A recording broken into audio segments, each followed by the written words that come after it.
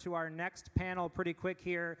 They're going to talk to you about how to invest in Bitcoin. So obviously, if you guys have not done that, I assume if you're here, you might have. Quick show of hands, is there anyone here who doesn't own Bitcoin?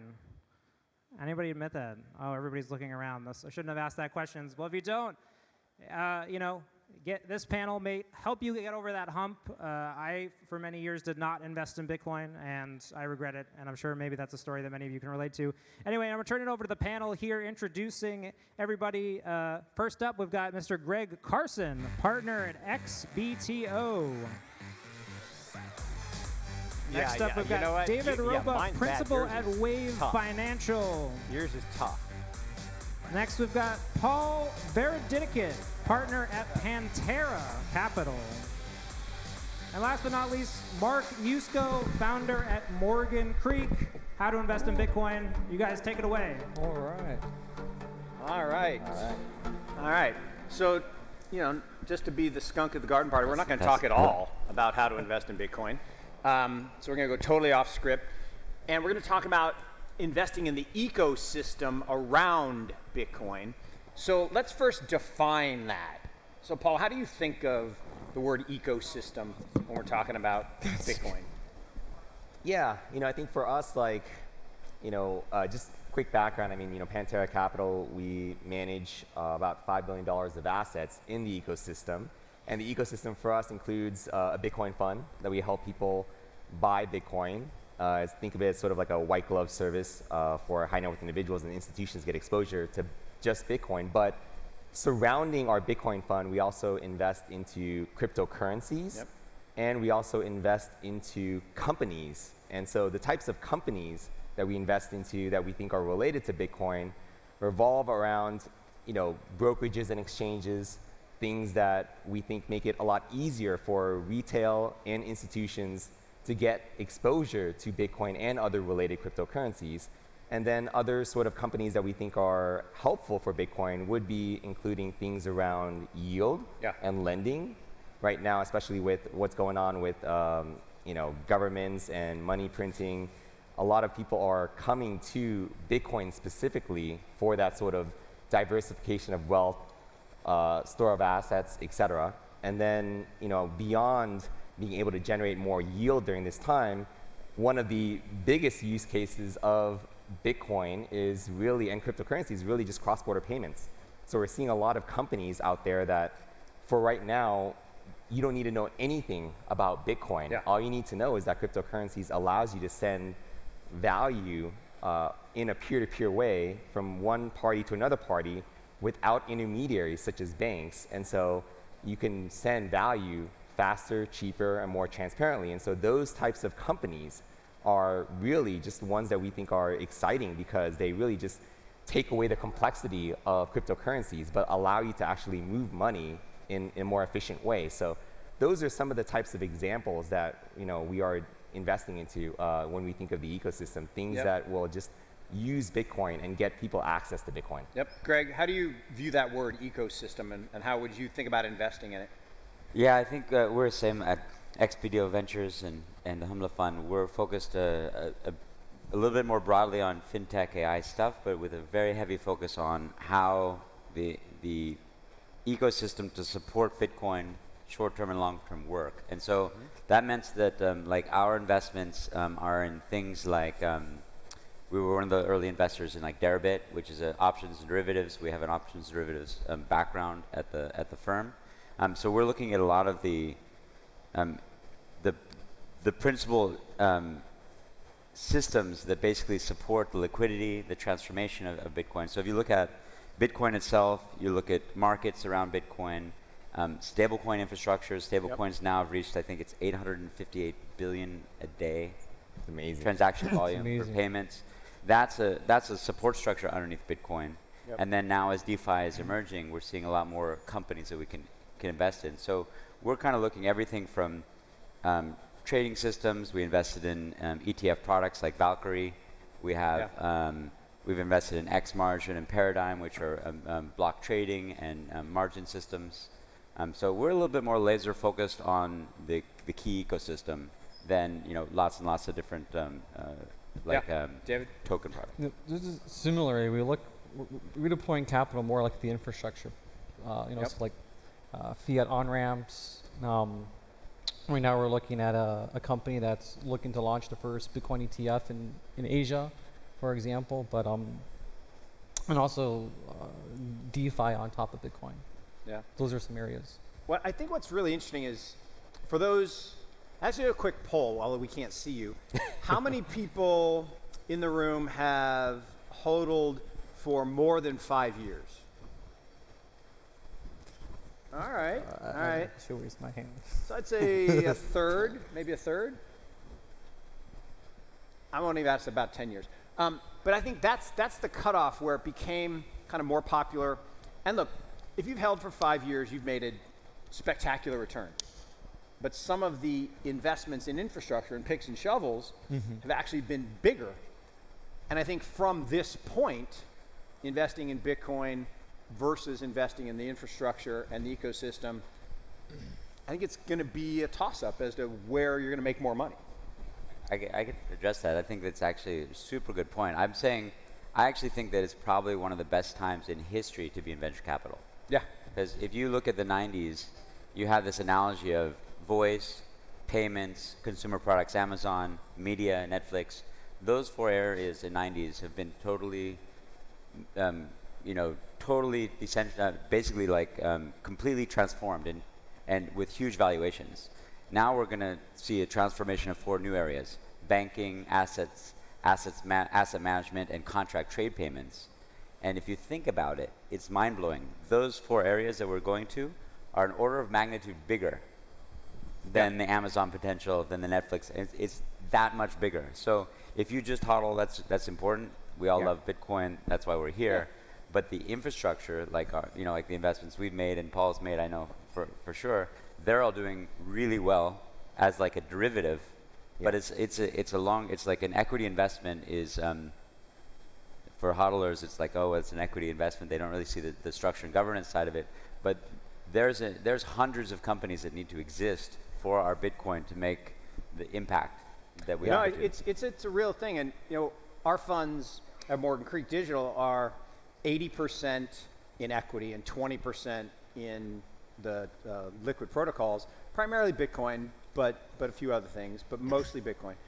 And every day, every Monday when we have our meetings, we're having this discussion about, I'm on record. I tweeted out this morning at $250,000 sometime over the next few years. Yeah. I'm not like it's like by the end of this month or July. But so that's a 5x. 5x is really good. But we're looking at early stage companies in the infrastructure space where we might make 50x. Yeah. And that's just hard to, because I don't want to be disloyal to one of the loves of my life. But anyway. Yeah, no, it's very true. I mean, that's the way that we sort of pitch it for institutional investors. They could be buying Bitcoin, and that's great. We think that it's going to go up to, $1 million, but at the end of the day, like all of these companies that you're investing into, again, it's supply and demand. I mean, as there's more use cases for Bitcoin, these companies are going to use Bitcoin, and therefore the value of Bitcoin should go up. So while you're investing into the ecosystem, you're really helping your Bitcoin investment. And at the end of the day, it's really about entry price. So you get in right now at, let's just say $50,000 of Bitcoin, you can go up 5x, but you invest into venture and you get in early at like a $10 million valuation and you hit onto $1 billion company. That's, all right, so when are you going to call me with those $10 million valuations? The last deal I looked at was 300 million pre. Yeah. It's like, anyway, Dave, when you're looking at those, because I think the other area that's big is that on-ramp, off-ramp opportunity, because again, it's the transaction volume where you make money. We were early investors in Coinbase, really happy with the public listing, but our clients are like, give me the stock, I want to sell. I'm like, why would you want to sell? They're going to do maybe twice the revenue they did in the first quarter in the second quarter. And everybody's like, no, that's impossible. The price collapsed. I'm like, duh. Hey, look at my shirt. Volatility. Embrace it, right? You get more trading when there's volatility, not less. So how about the on-ramp, off-ramp, like volume plays? Yeah, I mean, that part of the ecosystem is quintessential, right? And more particularly, it's not, the easy part is getting into the system, into the ecosystem. The hard part is getting out of the ecosystem, right? And so typically people, they'll buy Bitcoin, and if they want to move it, via remittance or what have you, they will move into Tether, right? And then they'll convert their Tether to fiat at some off-ramp exchange for matter. Like a company that I've been looking at is based in Thailand, and they do that. They're actually an on-ramp into Binance to go buy Bitcoin and other alts there, but at the same time, they go back in their local exchange and then convert. And so I think that the off-ramp piece is a really ripe opportunity right now. Yep. Greg, if you had to pick one area of focus out of the, choose amongst your children, what are you most excited about in the opportunity set, in the pipeline? Wow. Infrastructure on Bitcoin? No, it's good. But which one? I don't know. I mean, I think two of our key companies, right? A few of them, like we invested in Stablehouse, which is an on and off ramp around stable coins and infrastructure internationally. So every single one where it links to Bitcoin. So it's really that kind of like, I see the bridge to fiat as being one of the most important areas in the next 5 or 6 years. Look, those stable coins, they're probably a fad, right? Yeah. You don't have the Fed talking about them or central banks in Europe talking about them. Infrastructure around them, as CBDCs come out, that's going to be infrastructure. And then also is, the formalization and structured products. Like if an ETF gets approved in the US, there's Valkyrie, then we also need to look at the companies like X Margin Paradigm, these kind of companies that are enabling large, like margining, and these things are starting to impact not just Bitcoin, but all products. Yeah, I mean, all financial products. And there's this kind of link. That exponential growth is, most people just can't deal with it because we're all linear people. Like if I say, what's 2 times 2? Everybody says 4. Great. How about 17 times 23? I'll wait. That's the limit of human intelligence. The average person can't do that without a calculator. So how are you at nonlinear logarithmic regression? Not very good. So the idea is if I take 20 linear steps, I get to the camera right back there. If I take 20 exponential steps, I go around the world twice. So the exponential growth on top of Bitcoin. So if we think of Bitcoin as TCP/IP, right? Yeah. That's my belief, and a lot of others people believe that it's the foundational base layer of Web 3.0, of the Internet of Value, or the Internet of Money. The exponential growth on top of that is where? Where do you see that, Paul, in terms of biggest opportunity? Is it derivatives? Is it, custody, administration? Where's that exponential growth? Yeah, I think for us, we've invested in quite a few on-ramps. Yeah. And for me, I'm actually most excited about Bitcoin and crypto in emerging markets for me. Yeah. So we recently led the Series A for Pintu, which is the Coinbase of Southeast Asia, starting off in Indonesia. And so whether it's Indonesia, whether it's India, it's really untapped. And there's so many people out there that just don't have bank accounts. So they're going to be skipping the bank account and going straight to digital banking. And the easiest way for them to do that is actually getting into cryptocurrency. Yep. And we think that it's going to be tremendous. I mean, obviously you have to work with regulations. You have to work with creating a product and a use case, probably around yield, that makes a lot of sense for these people to come in and get into cryptocurrency and have it work better for them than fiat. But then beyond that, I mean, just outside of just the local on-ramp, I really think that use cases, like one of our companies, Vol, they're sort of like the a BlockFi for India. Yeah. But in addition to that, similar to BlockFi, they're offering a credit card where you can actually get Bitcoin back. I think things like that, whether it's spending or whether it's like sort of like brick and mortar physical, or whether it's like even retail, something like Lolly, which I'm a big fan of, where you get a little bit of Bitcoin back, and then once people have Bitcoin in their hands and they're sort of incentivized to learn more about it, figure out where to use it, things like that. I mean, that's the huge opportunity, trying to get more and more new people where in markets where it's needed most. I think that's the most exciting part, where this can get really, really big. Well, I think it's interesting in the sense that we made a lot of money for our clients in Bitcoin itself, but we made 10 times as much money on our BlockFi investment as the Bitcoin investment. That's pretty cool. Yet I get hate all the time on Twitter. Oh, you're a sellout. You know, that's CeFi. That's not Bitcoin. You know, not your keys, not your coins. How do we deal with that? We want to build out this ecosystem and this infrastructure, yet you got the maximalist who would say, no, if you don't have your Bitcoin, it's not real. I think a lot of us are maximalists at our heart anyways. Sure. Especially on this panel, it might be surprising because we're investing in these companies. But like I said, the only way for Bitcoin to reach its potential is for the rest of the ecosystem to work. And I really like what Paul said, because the inclusion finance part of Bitcoin, which is like we're looking at Africa, we're looking at India, we're looking at these places where there's unbanked and there's people that can't like Venezuela, they want to transact in dollars or Bitcoin in something like that.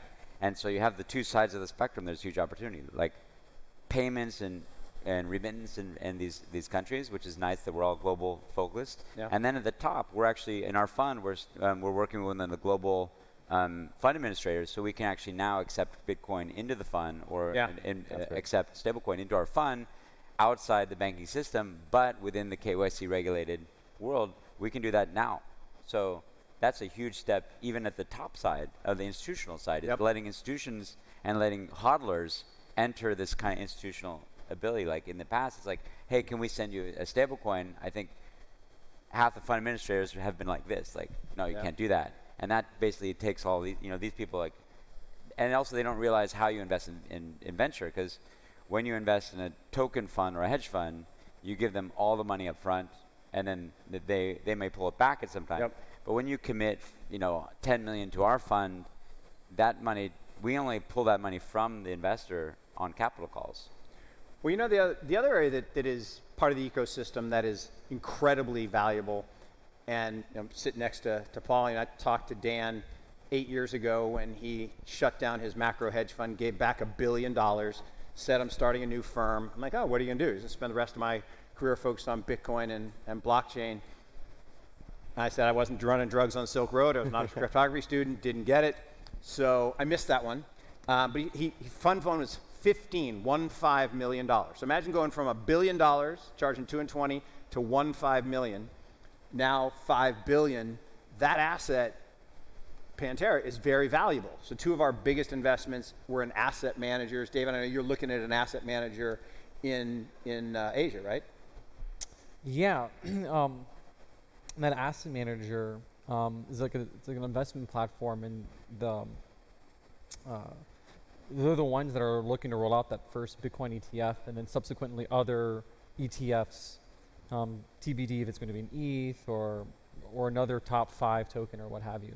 Okay. Yeah, I mean, biggest miss of my career in venture was guy came to me before Grayscale was launched. Guy from San Francisco who was one of the early, he was the founder of the Bitcoin fund that did with Dan.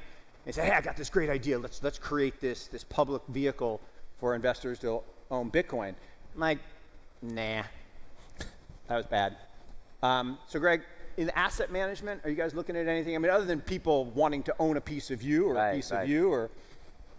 Well, I mean, asset management is a huge opportunity. I don't know the right investment yet. Yeah. I do know that all my friends that use wealth managers can't stand their wealth managers, and they're firing. I mean, it's laughable, but wealth managers are getting fired like crazy. Most of them missed the Bitcoin. Most of them were anti-Bitcoin for the last 5 years, and so a lot of people had their money with Goldman Sachs and Morgan Stanley and these really the multifamily offices, and they missed tons of this opportunity. And now they're coming back. We're in meetings with LPs, and they're saying, "Oh, I just changed my wealth manager." Novo's got a great opportunity. They're a great business there, and we've got a digital index fund that's built for institutions, great third-party administration. But man, the resistance at the big brokerage level is still crazy. So again, Paul, if you think about this inclusion piece and the leapfrogging, the data is 2/3 of people in this world don't have a bank account. Just let that number wash over you for a second. 2/3 of the people in the world don't have a bank account, but 40% of those do have a cell phone. So we're going to enable them using the Bitcoin ecosystem through that cell phone. How would we do that? Yeah, I mean, one of our companies that we invested into pretty early called Coins.ph in the Philippines actually had 5 million users on their platform. And that's, what, 10% of the country using cryptocurrencies in a digital form, and then being able to sort of onboard into Bitcoin and digital currencies allowed them to pay their bills, do peer-to-peer payments, all of that in a very seamless way, where normally they would have to go to the bank and spend a full day trying to make a transaction. Like, there's no online banking over there in the Philippines. So, you know, this was just a no-brainer for people to just get some exposure to Bitcoin, and then from there be able to just like do their normal like household like, you know, chores and payments all through this. So this is just amazing. And you know, I think that's going to be huge for the ecosystem, you know, to just really bring this to a different level. And then, you know, speaking of wealth managers right now, I mean, you're right, like they have taken a long time to get interested in, you know, supporting fund managers and different products. But, you know, guys like Goldman Sachs and Morgan Stanley, they're now itching to figure out a way. Oh yeah, it's coming. And so it's coming really, really Yeah, soon. the great wallow money is coming. So, anyone watch the Indy 500? Anyone watch it only because the Bitcoin car was in it, like me? Thought that was really cool. And part of the reason I watched it is we invested in Jack and Zap, and most of us in this room have no interest in selling Bitcoin. But we need to pay for stuff. So are you looking at anything enlightening, Greg, or? Yeah, for sure. I mean, like with the stable house investment, it's really a way that people can make their Bitcoin create yields. It's like access to kind of like DeFi yields. It's a way to pay for things, to earn, to switch to any currency in real time, go back and forth. Yeah, I think that's a big question, is how do we make our Bitcoin work for us? I also like something we did mention earlier is that some of these companies are starting to move to full Bitcoin balance sheets and operating systems. Yeah. So the move into operating your business with a crypto balance sheet, like a Bitcoin balance sheet, or with some stable coins, where you don't even need your. I think what we're going to see is in the next 5 years a move to where you don't really need your bank, or you don't really. I mean, like now we say this laughing, but really, if we can start to transfer. No, I'm sinister laughing. I'm not laughing. I'm sinister laughing because it's coming. Yeah. And look, I tweet about it all the time. You know, long Bitcoin, short the bankers. Yeah. And that's real. It was very close, I think. And then also with your investments, being able to transfer your money to, and I'm not saying outside of the law. I'm saying outside of banks. I mean, you can still send your money to like our fund or these funds or whatever, or to Stablehouse, still within KYC. It's a regulated entity. It still has all the functioning things that the government wants. At the same time, it doesn't have to go through FedWire and ACH. And this whole thing about only sending money during office hours of New York is a disaster. You know, in Asia, it takes 2 days to clear a normal dollar payment, whereas here it's a little bit faster. But still, I want to be able to send money, you know, on Saturday night. Well, look, I mean, to that point, money over internet protocol. Yep. I mean, Alex is here, and some people say he coined it. Some people say I didn't coin it, but I might have done the Picasso, good artist borrow, great artist steal. But money over internet protocol is the greatest invention I'll see in my lifetime. And I plan to be here a long time, but it is the thing that's going to create so much opportunity for all of us to invest in. But in that money over internet protocol, do you see anything that you're really excited about, Paul? Yeah, I mean, one of the companies that we just invested into is called Notional, and I think, especially during the bear market, it's going to be used quite a bit. In terms of getting Bitcoin in there, I think you could probably wrap your Bitcoin, which is basically created in sort of a Ethereum format. And what Notional allows you to do is decentralize. I'm looking for the hook. I thought they were going to hook us if we said the E word. Fixed term, fixed yield lending. And so, you can lend your cryptocurrency for, sort of a fixed term and fixed yield, and be able to borrow stable coins and be able to use it for real world things. Yep. And so the great thing about that is you don't actually have to sell your Bitcoin, and you can still get money to be able to use it for other things. And the great part of that is Notional is a decentralized lending protocol. So it's not like a bank where you have to get it in before 5 p.m. at the end of the day. This is open 24/7. You manage your own keys. Yep. And it's all transparent, and there's going to be like probably better rates and incentives for you to actually use this platform because of just like decentralization, et cetera. So that's one of the use cases I think is last super 15 exciting. seconds each. The big idea that no one's talking about. Oh, the big Invest in- idea that no one's talking about. Well, I think that's the Bitcoin stablecoin interaction. All right, Bitcoin stablecoin interaction. Off ramps in Southeast Asia. Off ramps in Southeast Asia. I think insurance. I think that's Insurance. really Awesome. I And want to mine change my is answer to Paul's answer. as amazing and fantastic as this Fine. conference is, and the guys deserve all this credit. They That's didn't give true. y'all It's big. Bitcoin whale socks from my friends at Mount Socks. So you should have got that in your bag, but I got some. So anyway, thank y'all. Thank you very much. So-